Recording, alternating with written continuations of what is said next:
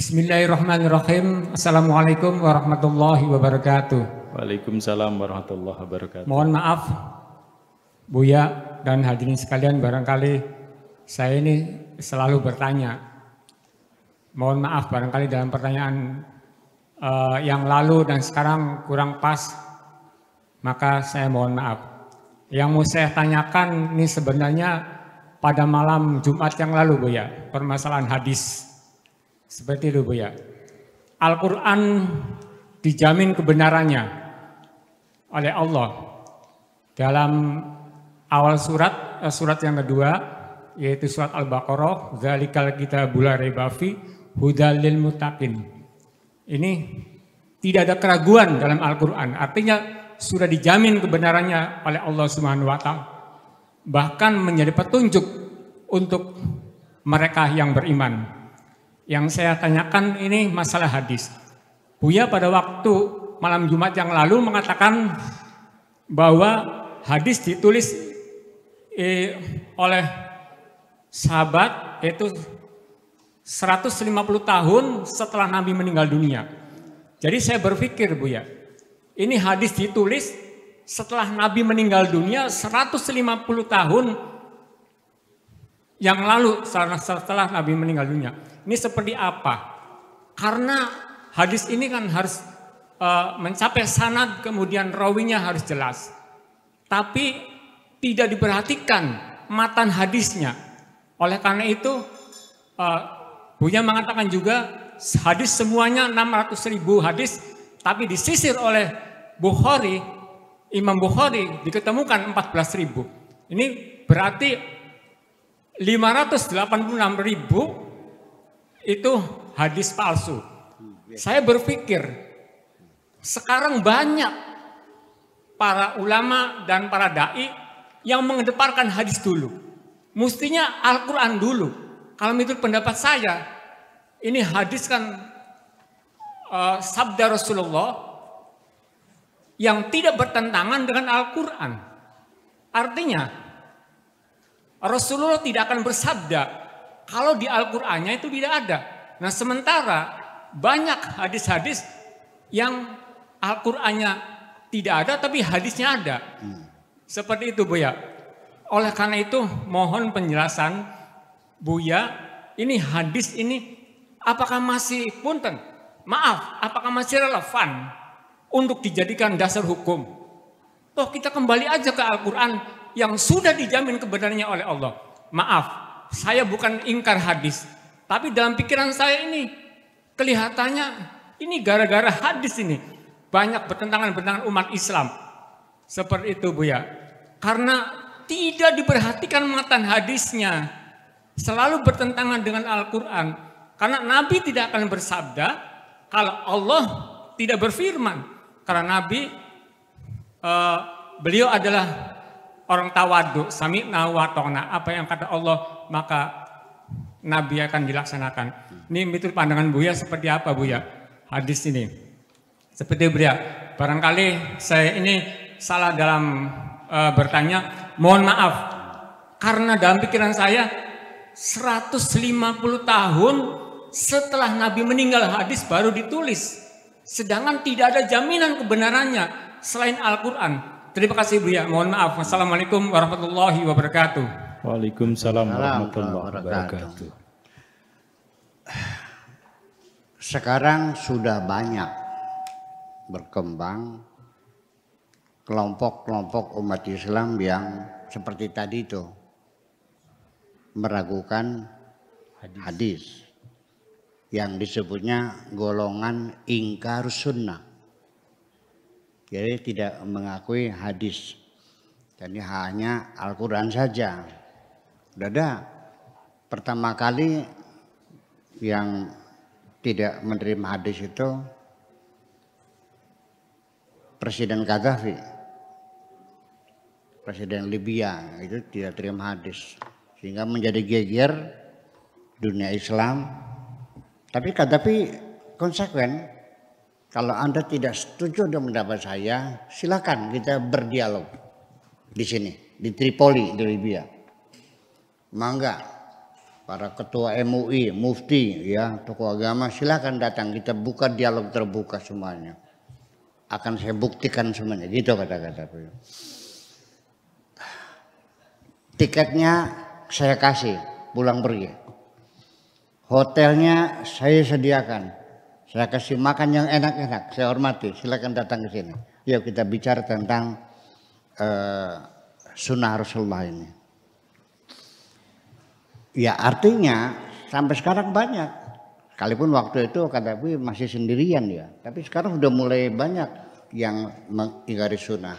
Nah, pendapat saya secara subjektif tentunya ingin mengatakan apabila hadis itu kita tolak sebagai sumber hukum, sumber peradaban kita, hanya Al-Quran saja, hadis sudah dipakai, peradaban kita ambruk. Jujur aja, peradaban kita yang kita bangun ini ambruk, sudah semuanya. Karena semua kajian fikih, tasawuf, segala macam semua hadis masuk ini.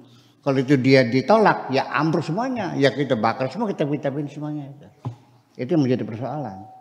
Ya, jadi artinya bagi saya bukan menolak hadis secara keseluruhan, ditolaknya semua. Ya kalau ada hadis-hadis yang tidak rasional, bukan ditolak, tapi dilakukan reinterpretasi, ditafsirkan ulang supaya sesuai dengan tuntutan zaman ini, supaya relevansi Islam ini sampai hari ini tetap relevan. Jadi kita tafsirkan ulang begitu, seperti yang sudah saya coba untuk masalah potong tangan itu. Asyariku wasadaqatu faqta'u, itu mah kita tafsir ulang, qata' itu tidak mesti dipotong tangannya, artinya dihindari ya supaya pencuri itu tidak berulang-ulang melakukan kejahatannya. Ya, cukup di penjara, nggak usah dipotong tangannya, kan semacam itu. Jadi artinya dalam pikiran kita sekarang kan berbeda, mengerikan sekali. Dan itu kan hukuman-hukuman fisik semacam itu yang ada.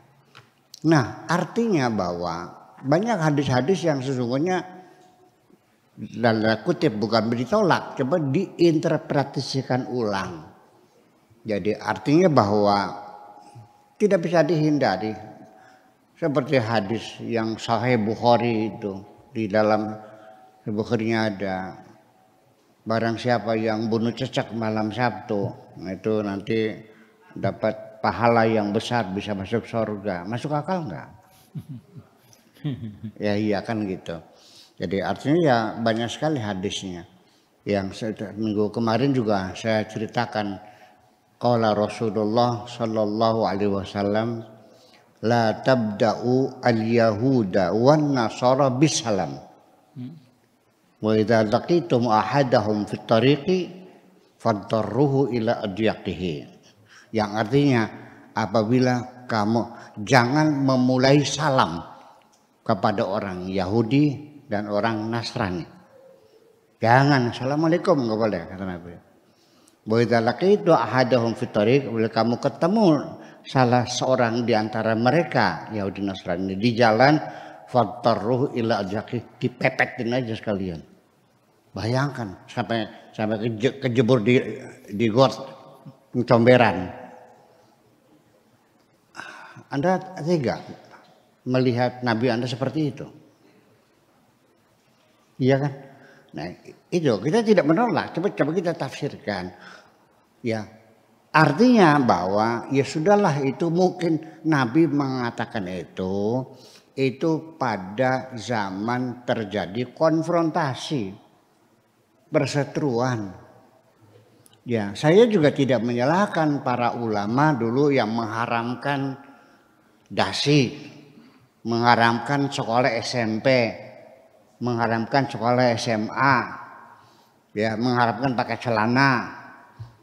Karena waktu itu sedang berkonfrontasi dalam perjuangan mengusir Belanda dari negeri ini. Jadi sifatnya hanya kondisional. Jadi jangan dianggap sebagai universal, kapan saja begitu. Mungkin penafsiran semacam itu. Itu maksud saya. Tetapi yang dimaksudkan tadi, kenapa tidak Al-Quran dulu? Ya memang dalam kodifikasi hukum Islam, sumber hukum Islam itu disepakati para ulama, yaitu Al-Quran, As-Sunnah, Ijma' dan Qiyas. Itu 4 sumber hukum dalam Islam itu. Jadi pertama Al-Quran, kalau nggak ada ya hadis. Ya Al-Quran dulu, bukan hadis dulu, Al-Quran dulu. Nah, bahkan kalau hadis bertentang Al-Quran, yang dikalahkan ya hadisnya dong. Kayak semacam itu, bukan Al-Qurannya. Nah, ijma dan qiyas itu adalah tambahan terakhir untuk mencari hukum-hukum dengan ijma ulama dan qiyas, yaitu analogi, ya, jurisprudensi. Kalau di dalam kita namanya jurisprudensi, suatu pengadilan yang tidak bisa menghukumi kasus tertentu karena dalam undang-undangnya tidak ada, baik undang-undang maupun peraturan maupun juknis, juklak dan sebagainya nggak ada. Tetapi ada satu keputusan pengadilan di pengadilan yang lain di Banten, di Surabaya yang menangani kasus yang sama. Nah maka itu jurisprudensi, itu artinya mengkiaskan kasus ini dengan yang semacam ini. Maka jurisprudensi di Indonesia memang tidak mengikat ya. Kalau di negara yang Anglofon mah mengikat itu tuh. Ya, jadi harus sama. Kalau kita nggak boleh. Ya, boleh meniru, menyamakan dengan kasus yang lain, boleh kita independen mengambil keputusan sendiri. Jadi saya kira nggak ada masalah semacam itu mah. Tetapi saya ingatkan, ketika kita menolak hadis sebagai sumber hukum Islam, maka konsekuensinya peradaban yang telah kita bangun selama 1400 tahun akan ambruk seluruhnya. Jadi ya bagaimanapun ya tidak bisa dihindari. Jadi kita gerakannya yaitu adalah reinterpretasi terhadap hadis-hadis itu. Jadi artinya itu juga menunjukkan, jangan bilang tidak masuk akal. Cerita Wiralodra di Indramayu nih, sampai sekarang tidak sepakat kok. Ya, termasuk salah satunya paman saya yang pernah jadi bupati, Ki Dasuki. Ya, Ki Dasuki itu paman saya. Ya, termasuk dia juga menulis Wiralodra itu. Sampai sekarang dalam seminar Wiralodra di Indramayu, kebetulan saya waktu itu tidak hadir ya, sedang ada halangan. Itu ya tidak ada kesepakatan. Iya, semacam itu. Jadi namanya sejarah, siapa yang menulis? Ingat bahwa peradaban Arab itu belum terkenal budaya tulis menulis. Al-Quran saja dikumpulkan dari pelapa korma, dari batu, dari kulit dan sebagainya. Ya, alat tulisnya belum ada pulpen, adanya pahat sama palu, nulisnya di pelapa korma. Itulah makanya huruf Arab itu dari kanan ke kiri, karena pakai pahat, pakai palu. Kalau dari kiri kanan ya ngelatok kendas, macam itu. Ya, jadi artinya, nah disinilah siapa yang menulis sejarah itu. Saya katakan yang menulis adalah yang menang. Betul nggak? Ya. Yang kalah itu disebut golongan yang salah. Yang benar adalah yang menang. Yang menang siapa? Yang menang adalah golongan ahli sunnah wal jamaah. Jadi di dunia ini yang paling banyak adalah kelompok ahli sunnah wal jamaah. Terkadang juga saya melihat kadang-kadang bukan karena kuatnya argumentasi, bukan kokohnya logika, tetapi karena kekuatan dibangun dengan bersekongkol dengan sang penguasa. Nama dia menjadi mayoritas sama sekarang ini. Saya kira begitu. Terima kasih.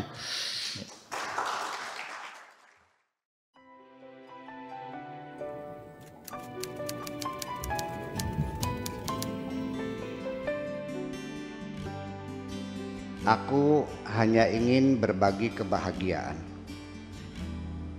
dan tidak menggurui siapapun.